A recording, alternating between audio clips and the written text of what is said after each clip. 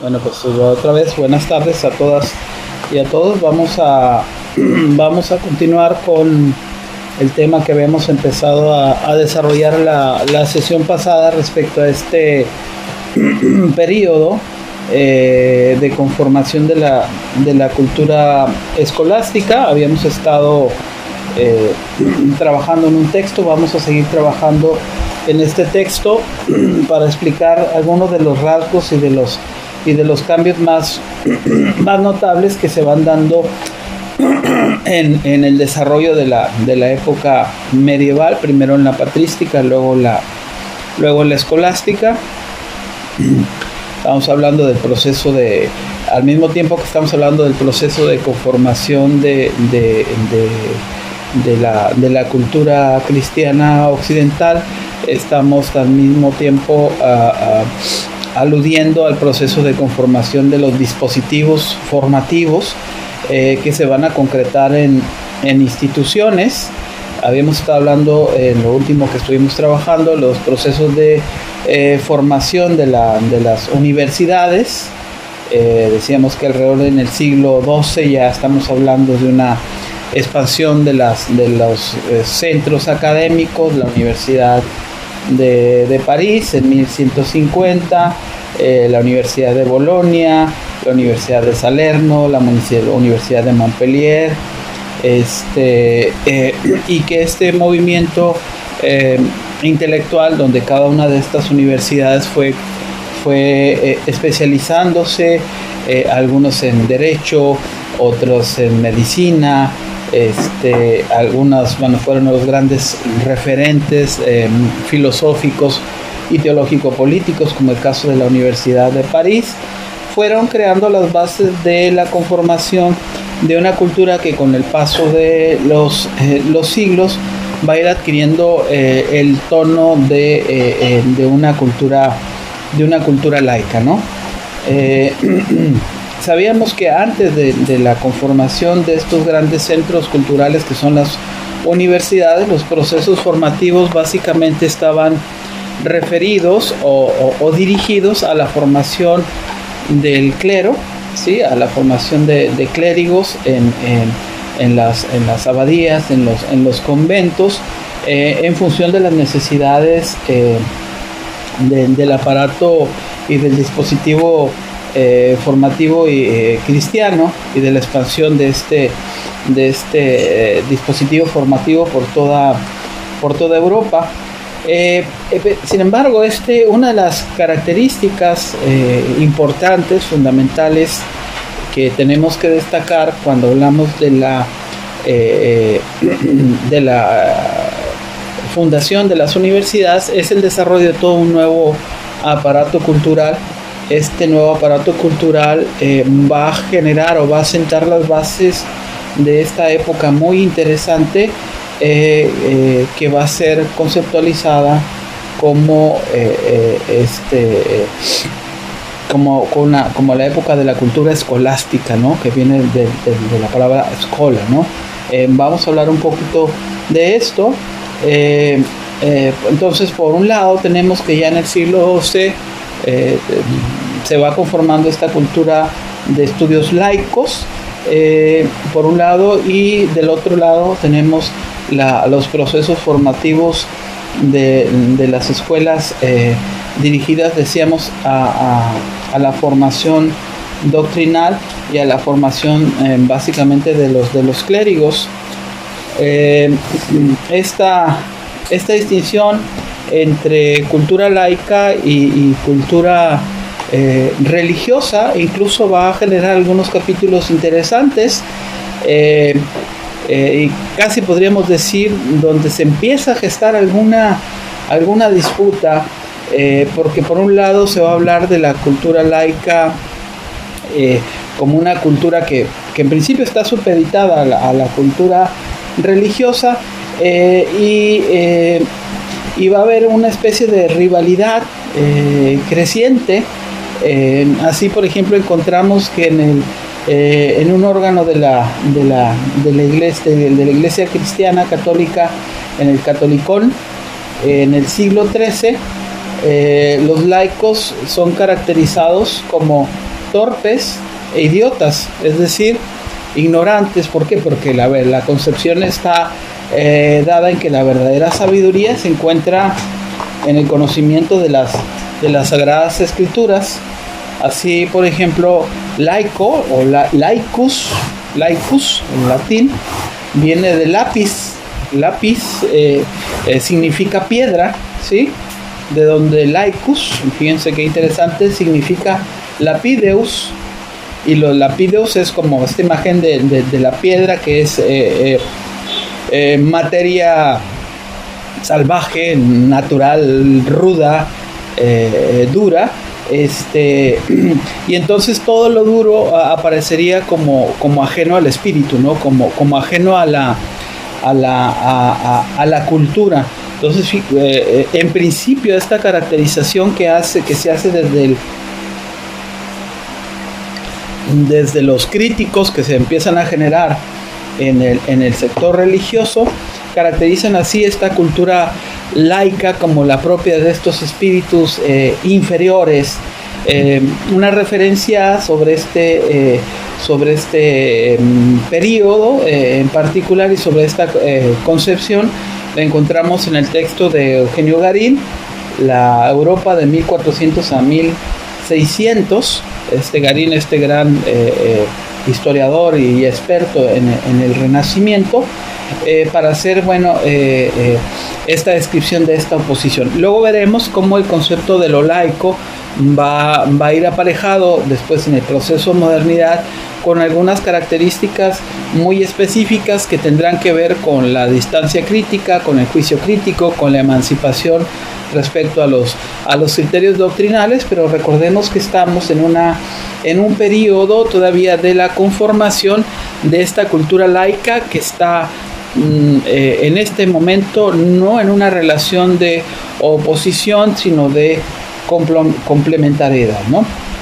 Por otra parte, siguiendo este movimiento de la conformación de estos grandes centros universitarios y de esta cultura que van a generar, hay que agregar como un factor importante la gestación de lo que llamaríamos o de lo que va a ser el humanismo cristiano, con estas grandes figuras que van a ir emergiendo a través de los tiempos, como Erasmo, por ejemplo.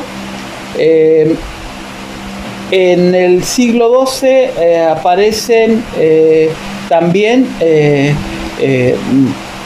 esta época que empieza a gestar una serie de procesos de transformación en Europa y donde se empiezan, digamos, a construir las bases de la aparición de las ciudades. Se gestan al mismo tiempo 4 grandes órdenes mendicantes. Estas órdenes mendicantes también van a tener un sentido muy, muy interesante, porque de alguna forma van a responder a una necesidad social y a una necesidad teológica en la difusión del cristianismo, y al mismo tiempo van a representar en alguna medida una crítica al elitismo que podemos encontrar en la base del aparato político o teológico político del cristianismo. Estas 4 grandes órdenes mendicantes europeas, que luego van a generar una intelectualidad muy interesante, son los franciscanos, la orden de San Francisco, los dominicos, los agustinos y los carmelitas. Pero estas cuatro grandes órdenes, que van a tener un impacto importante en la cultura europea, al mismo tiempo van a plantear una concepción propia y distinta de la vida monacal, en el sentido de que no se van a ver a sí mismas como órdenes cuyos integrantes están a espaldas de la existencia misma de la sociedad, sino como sujetos que van a ir al encuentro con el pueblo, ¿no? Van a ir a acompañar a este pueblo, a guiarlo en el camino de la imitatio Christi, a orientarlo moralmente. Vamos a hablar de una concepción de estas órdenes mendicantes que de alguna forma tiene como referente las bases del paleocristianismo, las bases de este cristianismo originario, muy cercano a las necesidades del pueblo, ¿no? Frente a este aislamiento de algunas órdenes y de las élites encerrados en sí mismos, va a haber en estas órdenes mendicantes una actitud de apertura y de compromiso a las necesidades de la creciente comunidad cristiana. Recordemos este proceso de expansión de esta comunidad cristiana y la necesidad pues de estos procesos de acompañamiento. Algunas de estas órdenes definitivamente van a dejar su impronta. Vamos a ver, por ejemplo, en el caso del franciscanismo, de la orden franciscana, una serie de referencias muy interesantes. Por ejemplo, su propuesta de volver a este mundo natural, a esta relación de armonía con la naturaleza, una referencia tan importante hoy en día para pensar los problemas de la bioética, para pensar todas las cuestiones que estamos enfrentando en este momento, y destacar también los valores fundamentales en los que se ha conformado el mensaje que podemos encontrar en el Nuevo Testamento, el mensaje central que quizás encontramos en el Nuevo Testamento, que es el mensaje de la fraternidad, del amor ágape, del amor de la hermandad, de la igualdad humana. Entonces estos valores son importantes, y son importantes, lo destaco también porque en buena medida van a ser recuperados en las bases de este humanismo cristiano y proyectados después en el humanismo renacentista, en torno a digamos las bases del proyecto de la dignidad humana, o la característica específica de esta dignidad humana, como lo refiere Giovanni Pico de la Mirandola en su discurso sobre la dignidad humana.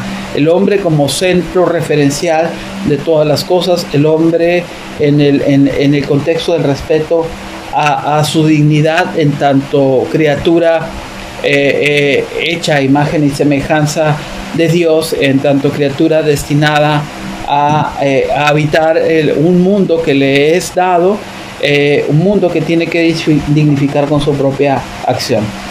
Continúo.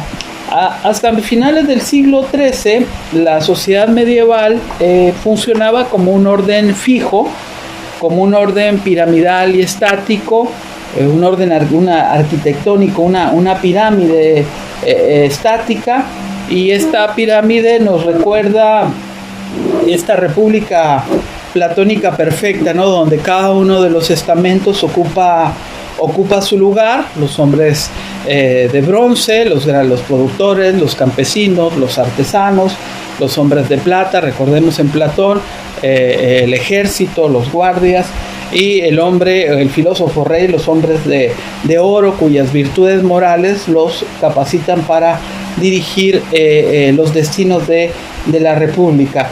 Bueno, este orden natural, este orden que nos recuerda, decíamos, esta referencia platónica, se nos muestra como una sociedad, o como la necesidad de una sociedad que tenga un cuerpo funcional y jerárquico, como un orden estamental cuya necesidad refleja de este modo un orden divino. Es decir, el mundo medieval es el mundo político, social medieval en el siglo XII-XIII, refleja un orden divino, y cada uno de los cuerpos sociales o de las clases sociales ocupa el lugar que ocupa, reflejando precisamente esta voluntad divina. Dígame. Claro que se pueden preguntar, sí. Adelante.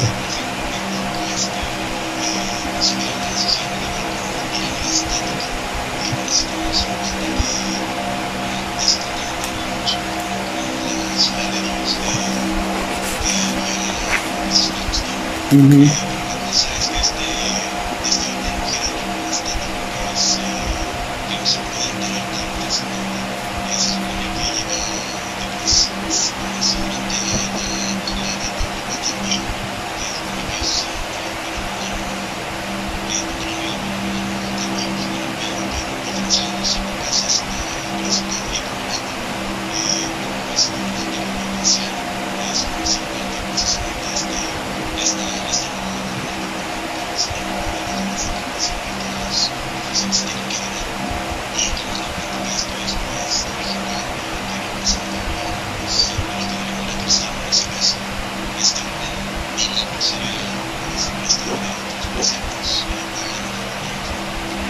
Claro, sí.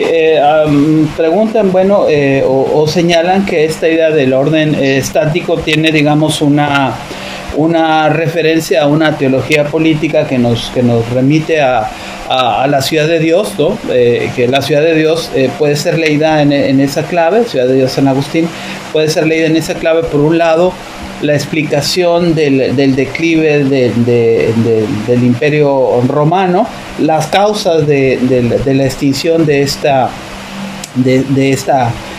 periodo histórico y de este modo de organización social, y al mismo tiempo la propuesta de la fundamentación de un modelo teológico político que debe estar supeditado, sí, a la autoridad religiosa, y en esa función, en tanto esté supeditado a esa autoridad religiosa, debe permanecer inalterable.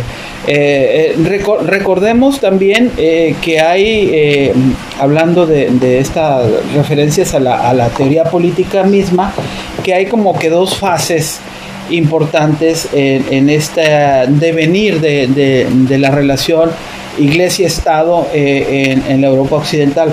Por un lado, aquella donde hay una relación de colaboración, ¿no? De respeto de esferas, ¿no? El sacerdotium, dice George Sabine en Historia de la Teoría Política, el sacerdotium y el imperium, cada uno con sus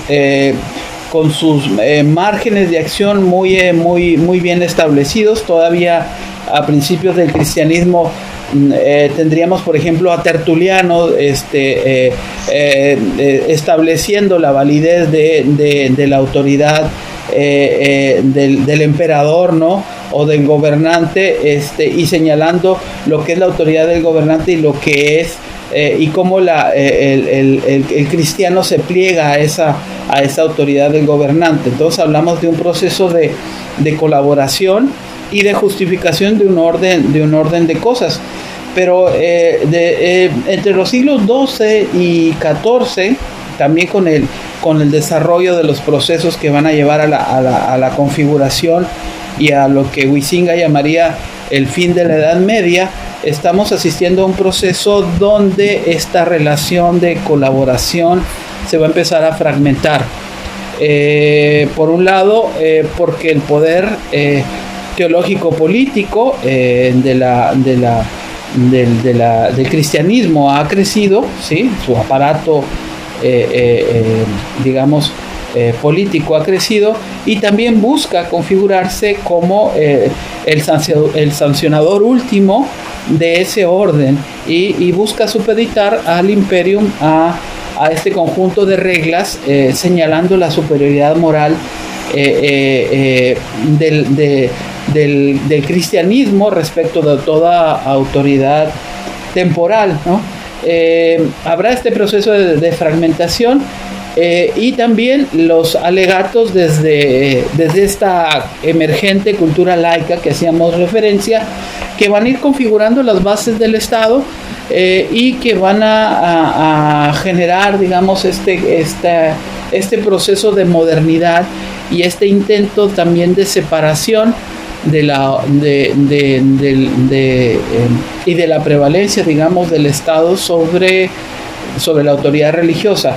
Hay un momento que insisto, empieza yo creo con la emergencia de este nuevo conjunto de ideas que va a traer la cultura escolástica, ¿no? Porque todavía la cultura escolástica es la confirmación de ese modelo de sociedad ideal, pero al mismo tiempo esta discusión que va a generar todo este orden con toda su parsimonia que vamos a comentar y toda su serie de reglas, sin embargo va a ser también un elemento de fragmentación.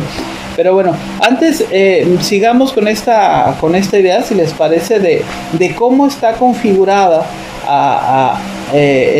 todavía hasta el siglo XIII en la mayor parte de los estados europeos esta sociedad que funciona jerárquicamente conforme a este orden divino, ¿no? Donde todavía no hay esta fragmentación y esta oposición. Y aquí leo una cita de Johann Huizinga en este texto que se llama El otoño de la Edad Media.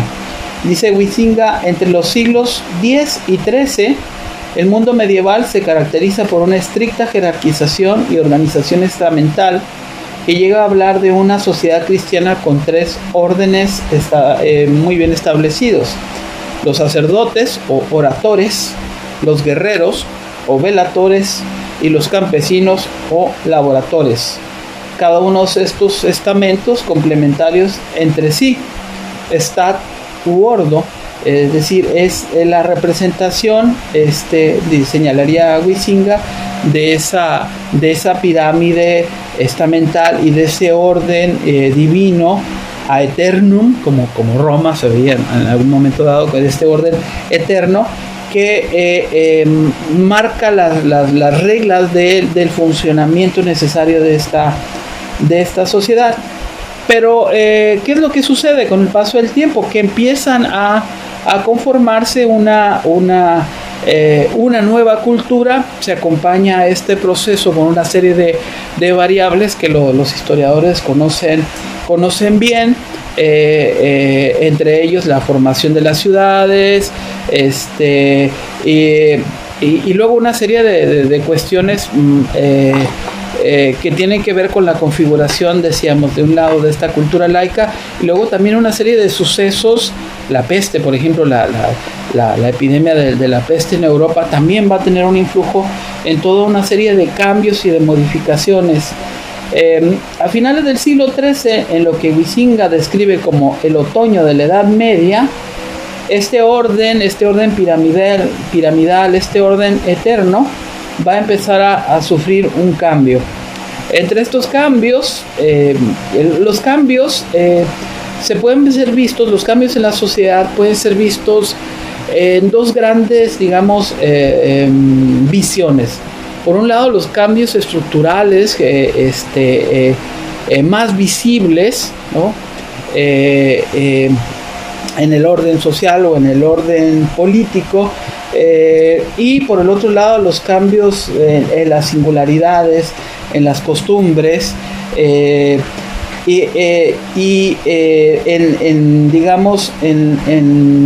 los valores, podríamos decir, en los valores que habían sustentado este orden que empieza a transformarse. Así, por ejemplo, vemos, por ejemplo, en el tiempo de San Francisco, cómo decae. Recuerden que han pasado por lo menos las 2 grandes cruzadas, este enfrentamiento del mundo occidental con el Medio Oriente, ¿no? con el mundo islámico. Cae la ética, decae por lo menos la ética caballeresca. El mismo San Francisco es un ejemplo de este desencantamiento de esta ética caballeresca. ya no se justifica más el desarrollo de órdenes militares y monacales en Europa, que se ven desatado a partir del año 1000, motivadas por las cruzadas, porque las cruzadas ya han pasado. Entonces se da este proceso, pero decíamos, hay una conformación al mismo tiempo y un florecimiento de estas universidades europeas que ya he referido en varias ocasiones, y con este florecimiento de estas universidades europeas al mismo tiempo se ve cristalizado un modo de pensar, un sistema de la realidad y de la vida misma fijado en esquemas rígidos que, provenientes sin embargo de un razonamiento fluido, han pretendido inmovilizarlo en fórmulas válidas para siempre. Es decir, vean cómo esta cultura escolástica que se va generando, aunque tenía la intención justamente de mantener ese orden eterno, sin embargo, como vamos a abonar aquí, van a generar a posteriori estas fragmentaciones y estos cambios y estas transformaciones. Por lo pronto, la escolástica se ve en este momento como todo este sistema normativo de formas de considerar la realidad, que pretenden fijar esta realidad, en un conjunto de fórmulas muy bien definidas. Voy a hacer referencia al texto de José Antonio Merino, de Historia de la Filosofía Medieval, para leer la característica de lo que se reconoce como los caracteres generales de la filosofía escolástica. Y miren lo que dice Merino. El término escolástica, dice Merino, procede del vocablo scholasticus, o escolástico, que en los primeros siglos del medioevo era el nombre que se daba al enseñante de las artes liberales, es decir, del trivium y el quadrivium. Después se llama escolástico al profesor de filosofía o de teología, y cuyo título oficial era el de Magister Artium o Magister in Teología. En tiempos de Carlomagno, el oficio de escolástico o maestro conllevaba una dignidad con sus propias insignias y privilegios. Eso, por supuesto, ahora es historia pasada, esto de la dignidad y de los privilegios del ser maestro, ¿verdad? Posteriormente, esa palabra comenzó a significar la materia y el método de la misma enseñanza, es decir, lo escolástico se convierte en un método, y esto es lo que queremos abundar ahí al respecto. Comenzó, pues decíamos, a significar la materia y el método de la misma enseñanza, por lo que se hablaba de la escolástica árabe o musulmana, la escolástica judía, la escolástica cristiana, con la que finalmente venía a identificarse. El vocablo escolástica, dice Merino, es muy ambiguo, y en él entran autores y sistemas muy variados, como por ejemplo los dialécticos, los místicos, los humanistas, los retóricos, los filósofos y los teólogos. El término escolástica encuadra mejor con la teología que con la filosofía, porque la filosofía en cuanto tal no existe, y aquí habría que plantear quizás alguna diferencia o de juicio con lo que Merino señala, pero bueno, la filosofía en cuanto tal no existe en Occidente hasta la recuperación de Aristóteles, cuando comienzan a traducirse sus obras a finales del siglo XII. Bueno, a mí me parece una afirmación muy general, pero bueno. Tradicionalmente la escolástica se suele dividir en 4 periodos. La primera, la inicial o de formación, entre los siglos 9 y 11. La segunda fase de desarrollo o de impulso, el siglo XII. La tercera de apogeo o de las grandes sistematizaciones, también en el siglo XIII. Y la cuarta, cuando la escolástica entra en decadencia o crisis, entre los siglos XIV y XV. Pero esta división continuó con Merino, pero esta división, que puede aplicarse correctamente a la teología, insuficiente e inadecuada para la filosofía, dada su variedad de contenidos y de métodos. Y ahora lo interesante es justamente la referencia que se hace a estos métodos, a estas maneras, a estas articulaciones concretas respecto a las reglas o las normas de sobre las que opera la teología.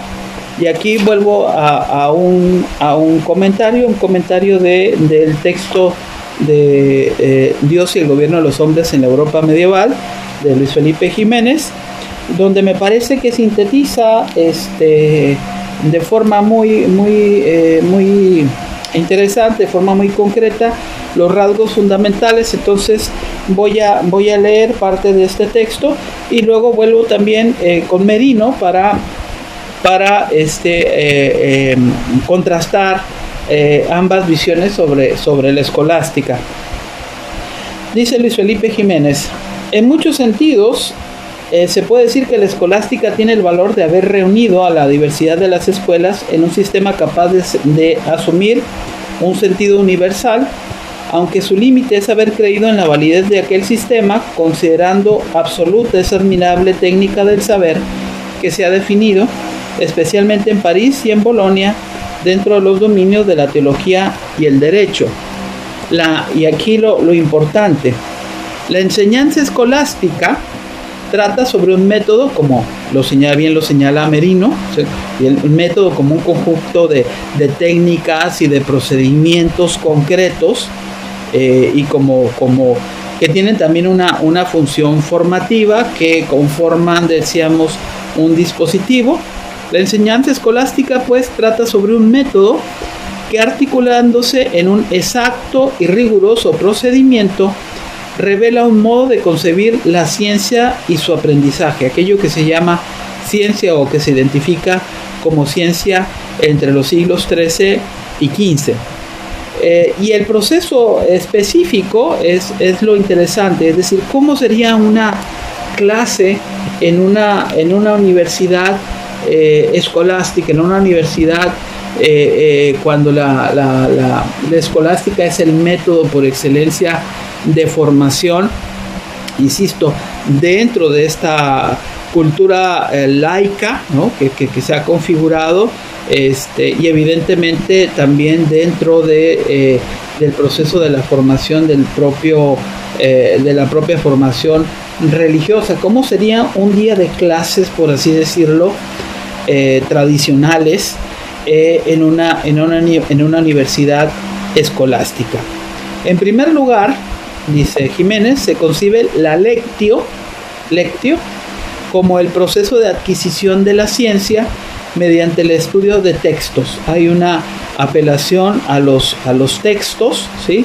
Esos textos tienen un carácter canónico, pero bueno, veremos a qué se refiere esto. En este contexto van a existir, como siempre han existido, los autores o autores.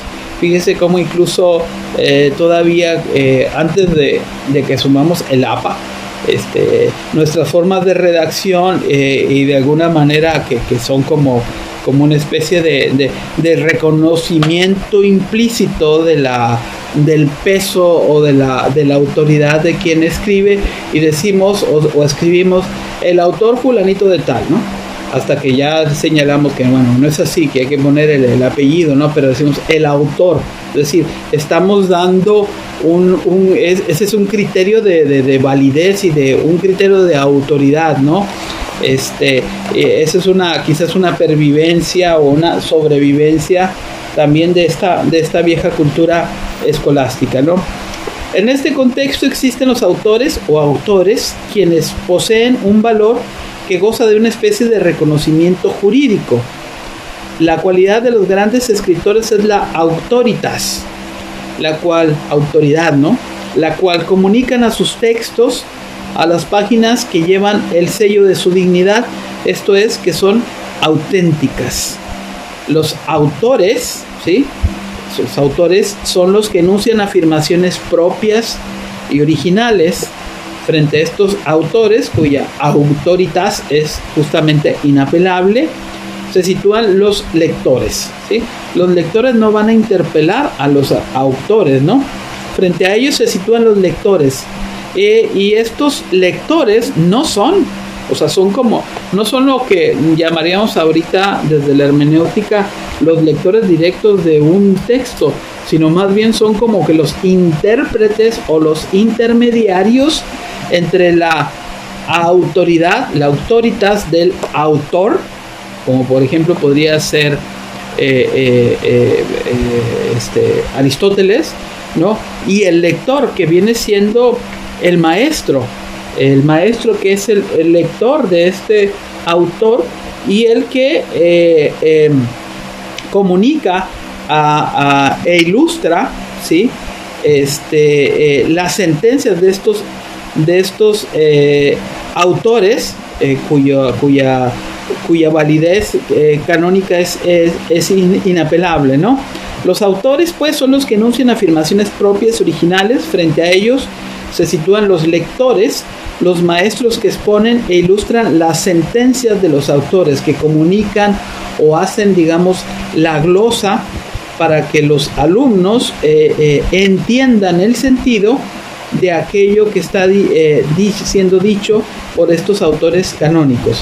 Y lo que ilustran los maestros, los lectores, es inapelable, es decir, es lo que debe marcar el criterio de las formas del alumno de acercarse hacia la obra. No hay un acercamiento directo de la obra, sino un acercamiento en tanto la existencia de un intermediario, porque este asunto evidentemente de la formación humana ha sido básicamente durante muchos siglos un asunto de hombres, vedado generalmente a las mujeres.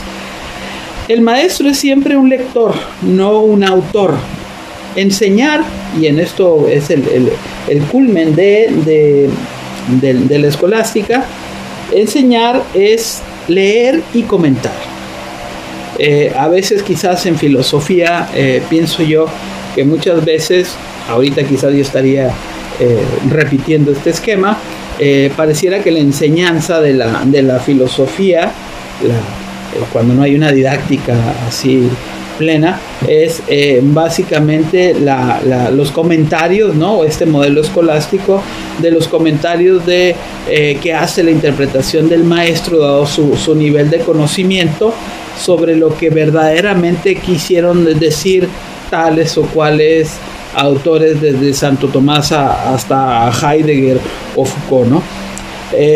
Dejando de lado también las propias interpretaciones de los estudiantes, pero bueno, esa es otra discusión. Por eso resulta fundamental para la enseñanza dar la referencia de textos, libros y autores. La universidad los cataloga, intenta que con un precio establecido los estudiantes puedan adquirirlos. De ahí viene el asunto de los textos, de los textos selectos, que son los que van a seguir, son los textos canónicos, como estos textos que nuestra propia universidad, dígase si no, en las preparatorias, todos los estudiantes tienen que seguir, porque son los textos que van a marcar el proceso formativo y que se supone que contienen todo lo necesario como para no tener que acudir a otras fuentes.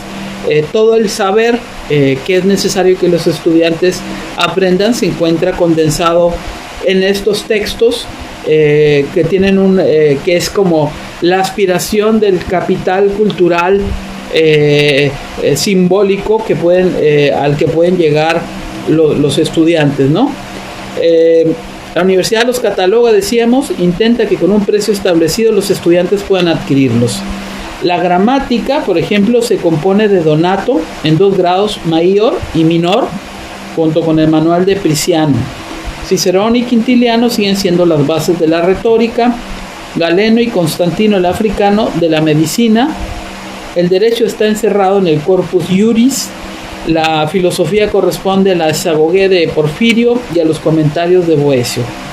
Por su parte, la teología se estudia mediante las escrituras y los comentarios de los autores, pero desde 1215 se leen las sentencias de Pedro Lombardo, que reemplazan el estudio directo de las escrituras y de los comentaristas de estas. La gramática de Prisciano es sustituida por el doctrinal de Alejandro de Villadey, de 1199, y los graecismos de Berardo de Bethum. En medicina, como texto se lee el canon de Avicena. Por otra parte, la gran novedad en filosofía, lo que va a marcar la revolución cultural y mental de la Edad Media, dominada durante siglos por la estructura mental del neoplatonismo, la moral estoica y las tesis doctrinales de San Agustín, es, como por ahí señalaron, la reaparición de Aristóteles. Y Aristóteles va a ser, por supuesto, una presencia que va a transformar la cultura, y que va a transformar y que le va a dar su sentido más fundamental a ¿cómo se dice? A este modelo arquitectónico, a este dispositivo de aprendizaje, ¿no? Primero, ya sabemos, la aparición o la reaparición de Aristóteles va a traer una serie de disputas muy fuertes, y luego Aristóteles, mediante los grandes aristotélicos y las grandes disputas y controversias de los aristotélicos y el aristotélico mayor, Tomás de Aquino o Santo Tomás de Aquino, pues va a ser aceptado, va a ser plenamente el gran espíritu triunfador, que va a tener un influjo muy importante sobre la cosmovisión, sobre la arquitectura y el modelo también de desarrollo de las ideas, de las costumbres, de las tradiciones, y también del modo de concebir la ciencia. La ciencia no es una apelación al estudio directo de la naturaleza, sino a los principios lógicos, a las sentencias, a los silogismos. Es una cultura de lo escrito, no es una cultura de lo experimental, no es una cultura de la observación y de la manipulación de la naturaleza. Y ya veremos cómo todavía el influjo de estas ideas aristotélicas y de estos principios del canon inapelable se aparecen como los más grandes obstáculos frente a la emergencia del desarrollo del pensamiento científico, cuyo caso más digamos más fulgurante, más conocido es el famoso proceso de Galileo, ¿no? Donde todavía estas ideas conforman, digamos, el patrón mental bajo el cual se concibe el mundo, ¿no? Entonces, estamos en una época, sabemos, sigo con esta parte. Estamos en una época de respeto sagrado a las autoridades. El texto sustituye a la realidad. No se lee el libro de la naturaleza. ¿Por qué? Porque esto no tiene valor, porque esto ya no hay necesidad, ¿no? No se lee el libro de la naturaleza, sino aquel en lugar de el texto. No se experimenta o se manipula directamente el cuerpo humano, sino el canon de Avicena.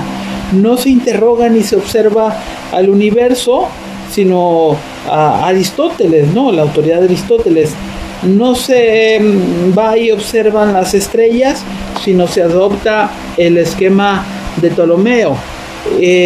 Ya no se escucha la palabra de Dios, sino que se leen con sutileza jurídica los artículos de los testamentos a la luz de la tradición y de los exégetas precedentes que constituyen autoridad, cuyas obras adquieren el valor sagrado del texto. Se forman, hay una, como diría algún colega por ahí, hay una arqueología de los hábitos mentales y de los hábitos culturales, cuya presencia hoy podríamos destacar. Por ejemplo, esta cultura cada vez más olvidada de la lectura, y una de las características, digamos, que positivas o más positivas dentro de este balance o dentro de este comentario que estamos haciendo sobre la escolástica, tiene que ver con el ejercicio continuo, detenido de la lectura. Se ejercita al máximo la lectura. La lectio se articula. La glosa interlineal ocupa espacio entre línea y línea de los textos, al tiempo que la densísima glosa marginal llena los márgenes. Se explica la litera, es decir, el valor del término. Se ilustran los sensus, es decir, el significado de varios elementos del discurso. Los valores del texto se separan en estadios cada vez más profundos y reservados.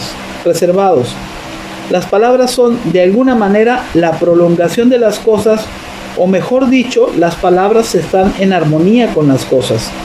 Gracias a un trabajo exegético, la interpretación siempre penetra más sutilmente desde la corteza hasta la médula, a través de etapas rigurosamente fijadas: historia, alegoría, tropología, analogía, etc. Y aparte, la conformación de las escuelas y de las universidades que asumen este esquema escolástico, que vamos a continuar. Todavía creo que no nos va a alcanzar el tiempo para terminar toda la lección del día de hoy.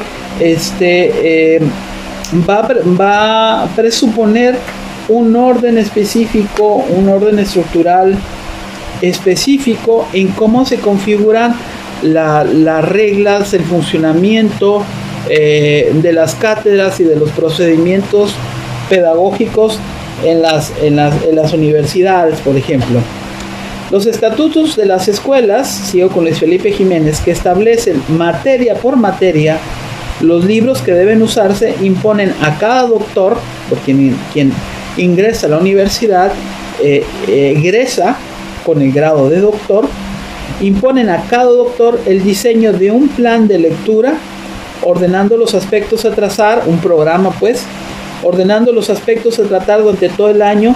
Y ojo, aquel que desobedezca dicha regla incurre en penas fijadas de manera previa, de tal manera que no se deben andar leyendo los libros prohibidos, si existen, lo cual es francamente una invitación a leerlos.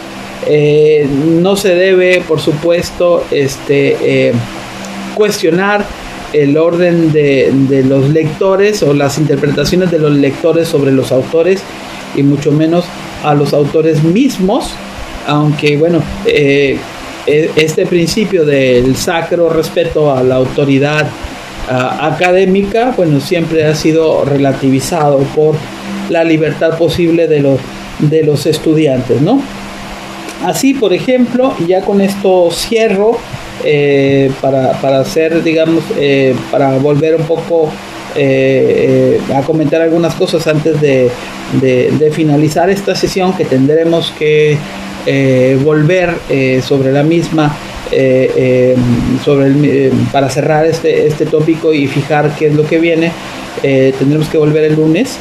Así, la Universidad de París, por ejemplo, comprende 4 facultades. Terminó que se aplica inicialmente a cada disciplina enseñada y designa a quienes reciben o dan la enseñanza. Estas facultades son la medicina, el derecho, las artes liberales y la teología. La Facultad de Artes permite seguir el destino de la lógica y la gramática. Allí los doctores del siglo XIII, y esto es lo que no quería terminar sin hacer referencia a esto para después retomarlo, allí los doctores del siglo XIII proceden a partir de preguntas y participan en las disputas públicas, las disputatio, las cuales se dividen en ordinarias, disputas ordinarias, que versan sobre un tema determinado de antemano, y disputas extraordinarias, en las que cualquier asistente puede proponer cualquier tema. De las primeras, de las disputas ordinarias, de las disputatio ordinarias, nacen las quaestiones disputate. De las segundas, las quaestiones quadlivetales, que leemos hoy en los textos de los grandes autores. En este régimen, la dialéctica cada vez se adueña del protagonismo, cada vez se adueña más del protagonismo. Se ha ido perfeccionando la dialéctica en cuanto a este funcionamiento de la argumentación y este valor de la palabra, que se alimenta pues de este conocimiento de la retórica, que es una de estas disciplinas del trivium. Va generando una habilidad en esta disputa, en esta cultura de la argumentación, cultura de la argumentación que es muy importante, por ejemplo, para los teólogos o para los juristas, ¿no? Esta dialéctica, sin embargo, está sometida a estas reglas fijas, a estos temas que están marcados por el canon de este modelo escolástico, que ya se encuentra configurado ex professo, o diríamos a priori, y que no puede entrar en contradicción con la conformación de esa argumentación fundada en los principios de la lógica aristotélica, que se encuentra en los tópicos de Aristóteles, ¿no? Como una base, ¿no? Sobre los procesos concretos y formales de la argumentación. Entonces, la cultura escolástica genera un marco de disciplina mental, una habilidad retórica, pero se encuentra limitado en cuanto a las posibilidades de la libertad posible de la interpretación. Digamos que por un lado constituye un freno a la producción científica, porque la ciencia se concibe solamente como la disputa en base a estas lecturas o comentarios de obras cuyo valor es incuestionable, cuyo valor es canónico, cuyo valor está fundamentado en la autoridad de su autor, en la autoritas, y que, ya decíamos, atraviesa por el filtro del lector. El objeto del saber no es el ser humano ni es el mundo, sino lo que está escrito en páginas sobre ellos. El fin del conocimiento no es una formación humana, una liberación del hombre. Esta palabra de liberación del hombre no entra dentro de este esquema de ideas de la escolástica, sino más bien la adquisición de técnicas sutiles y refinadas, pensadas para entender los textos, resolver las dudas de las lecturas y los problemas que puedan engendrar posibles opiniones opuestas. Una duda en un texto no se soluciona probando y experimentando si se trata de una u otra planta, sino comentando, comparando textos y autoridades, discutiendo sobre las palabras. Diríamos sintéticamente, se trata de verba non res, palabras y no cosas. Los autores, no la naturaleza, la observación o la razón, son fuente en este modelo de autoridad y de autenticidad. Le vamos a dejar hasta aquí.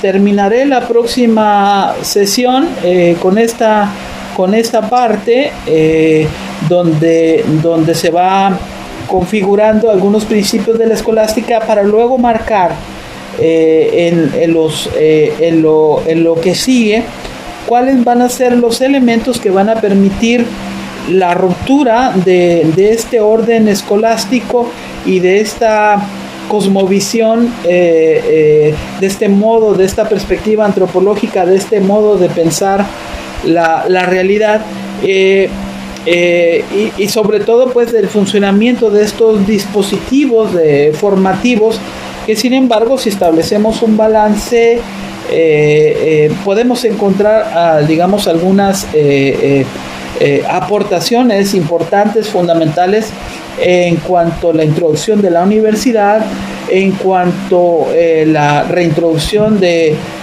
la disputa, de la lógica, de otros elementos, de reglas y de normas que luego que se introduzcan las voces disidentes y se vuelque hacia el estudio de la naturaleza, van a permitir el desarrollo de la ciencia moderna. Pero bueno, vamos a hablar más ampliamente la próxima sesión. Terminaremos pues la próxima sesión con esta parte. Reorganizaremos ahora sí lo que sigue, recordando, les mandaré algún correo, algún mensaje en la página de Facebook y de Teams, como propuesta ahora sí ya del orden que podemos seguir. En algunas sesiones hasta ahorita, esta semana yo he estado hablando fundamentalmente, pero vamos a entrar vamos a continuar con esta dinámica de que ustedes se expongan, ¿no? Y que tengamos este intercambio de opiniones y de comentarios, ¿no? ¿Algún comentario grosso modo general antes de que entren a la otra clase y yo entre a mi otra clase? Dígame.